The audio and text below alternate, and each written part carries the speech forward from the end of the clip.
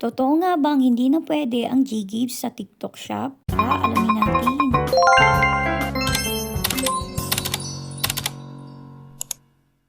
So alam nyo naman na ang Ggives ay ginagamit sa pag-shopping. Isa ang TikTok Shop merchant na pwede nating paggamitan ng Ggives. Kaya nag-add to cart na ako ng mga gusto kong bilhin sa TikTok Shop. At umabot nga ito sa halaga ng 3,700. Sinobrahan ko na kasi ang limit sa akin sa pag-order ay 2,000. Tapos yan, click ko na yung pay. Tapos dahil nga Ggives yung gagamitin ko as mode of payment, pili ko dito yung Gcash. Click ko yung pay directly. Kaya ninantay ko lang mag-process. Tapos mapupunta tayo dito sa Gcash login. Hindi naman tayo naka-automatic payment. Natin ilagay yung Gcash number natin, yung OTP, tsaka yung PIN natin sa Gcash. So dito dapat lalabas na yung Ggives pagpipilian. Pero yung lumabas lang dito is yung laman ng Gcash wallet ko. Siyempre nagtataka ako. Kasi nga merong choices dapat dito ng pagpipilian. Ito yung laman ng Gcash wallet mo at yung Ggives. Subukan ko na din kasi to before. Ang ginawa ko is chinek ko yung Ggives ko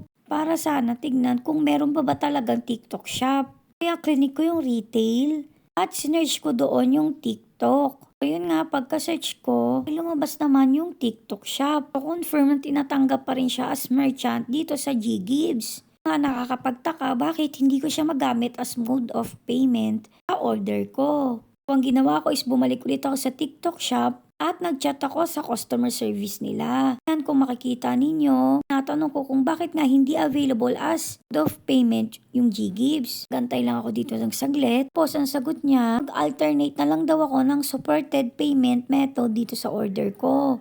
Akala ko kasi baka temporary lang yung magiging not available ni Ggives. At tinanong ko kung kailan siya magiging available. Pero nagulat ako sa sagot niya kasi nga daw, hindi na daw supported ni TikTok Shop ang Ggives. Is nakakapagtaka talaga kasi nga sa Gcash, chinek ko naman, available pa rin yung TikTok Shop. Parang in denial pa ako dito kasi tinanong ko pa na kahit kailan po ba hindi na siya babalik. Tapos yun nga, ang sagot niya is yes po ma'am, posible po. So, kapag daw bumalik is inonotify niya daw ako. Siyempre dahil nga hindi pa rin ako satisfy, tanong ko kung kailan ba nagsimula na hindi na sila tumatanggap ng Ggives. Sabi niya hindi niya daw pwede sabihin yung exact date, pero matagal na daw na hindi ito pwedeng gamitin. So, tinanong ko rin kung ano ba yung reason bakit hindi na siya pwede dito sa TikTok Shop. Pero ayun nga siguro para din sa internal policy nila pwedeng disclose reason kung bakit hindi na siya pwede dito. So, ayun nga, hindi natin alam kung kailan siya or hanggang kailan siya hindi available at kung kailan siya